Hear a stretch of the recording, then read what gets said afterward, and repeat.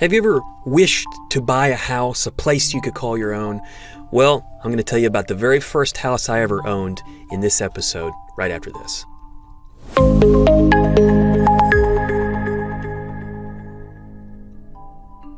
Hello, I'm Lucas Kitchen. Thanks for being with me. This is more to the story. So this episode is a little bit unique from others. If you're listening on podcast, this episode's still going to work for you, but I would encourage you to take a look at the video version on some of the video platforms because I'm going to add a lot of visuals in this episode today. So if you don't have access to video or you're listening while you're driving, please don't try to look at it while you're driving. So I want to tell you about the very first house that my wife and I ever owned. It was 2010. We were engaged and we were preparing to live in a house together once we got married. And so we found this great little house on JC Drive in Longview, Texas. And I signed on the dotted line and I moved in and she was going to move in once we got married. It was in this amazing little kind of oasis of trees right next to the fairgrounds. And so it had originally, in generations past, been a pecan orchard. And so it was a beautiful little hiding spot away from the world, and we loved it. It was such a quaint little place. We put a lot of work into making that house into a warm home for not only our marriage, which was the house that we came home to, but for my daughter, Eiley. She was born, and this was the house we brought her to as an infant. And her first couple of years were spent in this house. We have such good memories and so many great photos and videos of her playing. There's our garden. We had chickens, and Eiley just loved the house as far as we know. She doesn't have any memories of it, but it was a great experience living there on JC Drive. Well, as the years passed, we realized that this house may be just a little bit small for a growing family. So we decided to sell it,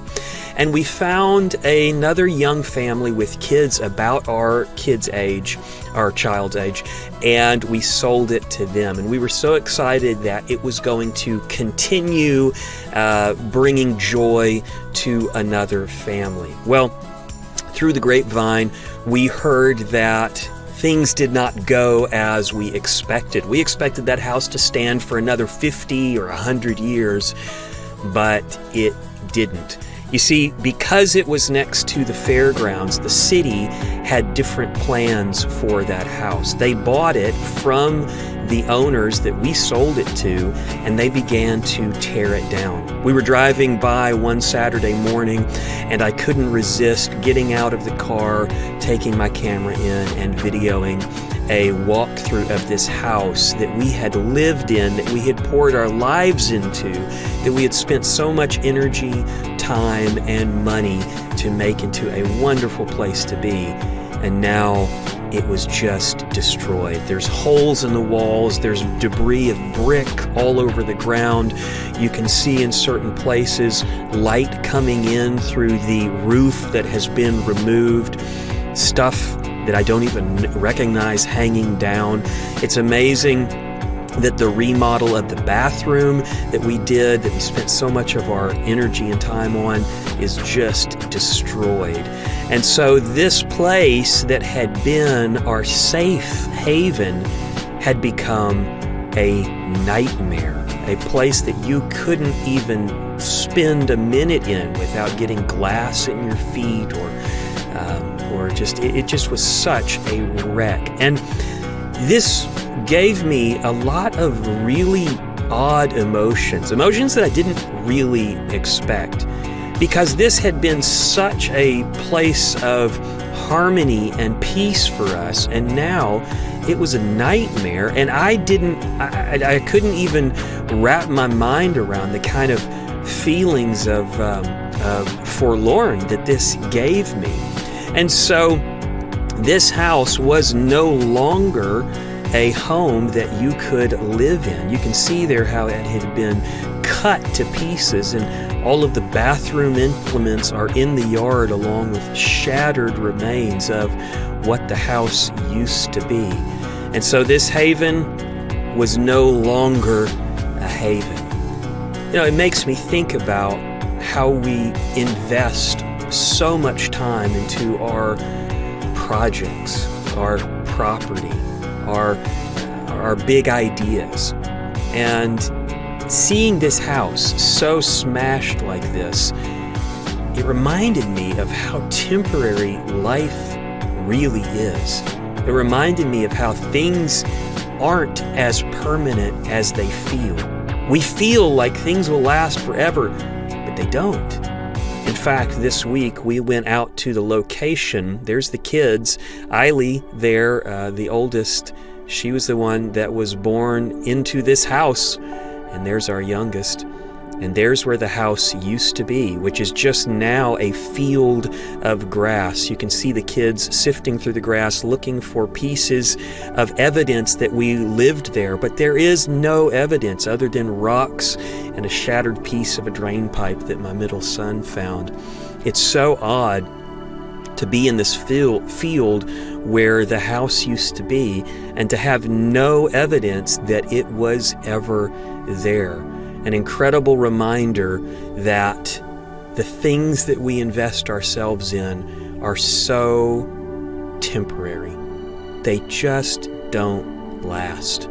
And I had so many nights where I laid awake thinking about the next project on that house, and now there is no house. There's nothing more than a field. It reminds me of this verse from 2 Corinthians 4:18, which says, "While we do not look at the things which are seen, but at the things which are not seen.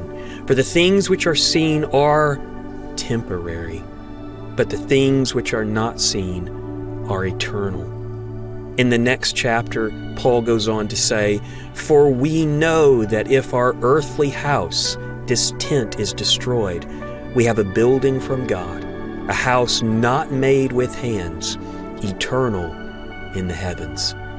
Now, when he talks about this earthly house, I think what Paul is getting at there is probably our body.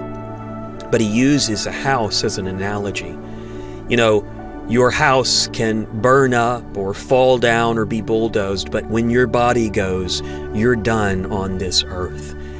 And seeing the house destroyed is a reminder that our bodies too, our earthly houses, they will eventually be destroyed. And I hope that you have invested in something eternal by the time that happens.